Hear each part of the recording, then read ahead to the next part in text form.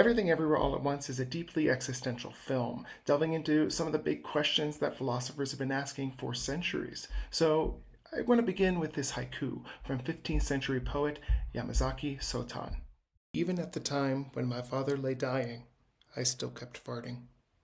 And that's the brilliance of the film tonight. It understands the power of comedy and absurdism to manage those experiences of regret, grief, and existential crisis.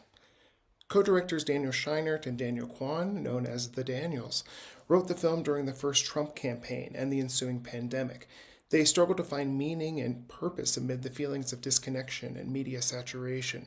This film is an attempt to represent that chaos and ultimately laugh at the absurdity of life in the 21st century. The Daniels are part of a new generation of filmmakers like Spike Jonze and David Fincher, who began their careers in music videos.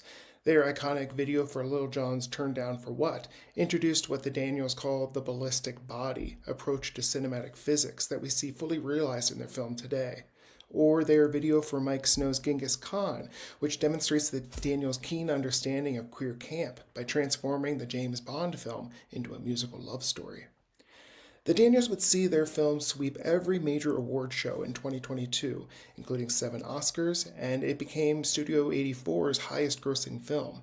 It took the superhero genre's obsession with the multiverse and turned it into a deeper metaphor for how we come to terms with the choices that we've made and the thousands of lives we could have lived. It is a love letter to Michelle Yeoh, to genre cinema, to the immigrant experience and the struggles of Asian actors in Hollywood, and to the power of laughter to bring people together. One of the greatest themes in the film is regret.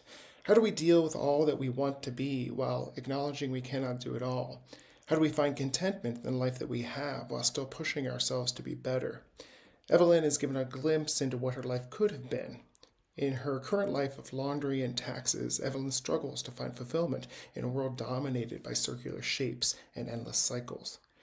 In another life, where she chooses her dreams over love, she lives in a lush cinematic world meant to represent Wong Kar-wai's In the Mood for Love. But even here, she's not happy. What version of Evelyn seems to be the happiest? Pay attention to Evelyn's hot dog fingered lesbian love plotline, the place where she seems the most carefree and the most cared for. What the Daniels cleverly suggest is that queerness, far from being the timeline of misery and loneliness, is the place where Evelyn can express herself the most authentically. A queer life is one of constant self-discovery and growth. We have to learn what it is we truly want.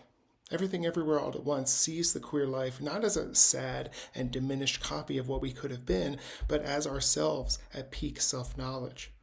It is the timeline where we struggle to find our place, but that struggle helped us become our best selves. Everything Everywhere All at Once is perhaps one of the greatest works of heterosexual allyship ever brought to screen, so it's all the more fitting for Peeve Like Denver to be our beneficiary this evening. This relationship between mother and her queer daughter is central to the film's plot, and it's Evelyn's act of radical empathy, imagining herself in love with another woman, which allows her to understand her daughter more fully. The great film critic Roger Ebert once referred to cinema as an empathy machine, a technology that literally allows us to live out the experiences of someone else who is unlike us and to sympathize with their struggle. Film is our very own multiverse jumper that allows us to see who we could have been in another life and to become more empathetic for that act of imagining. Tonight, we hope you laugh, we hope you cry, you can even release a fart. This is a safe space. But most of all, we want you to believe that the universe has brought you here tonight for a reason, to share in this community, to make a friend, and to see this surreal, queer masterpiece here and now in the best possible timeline.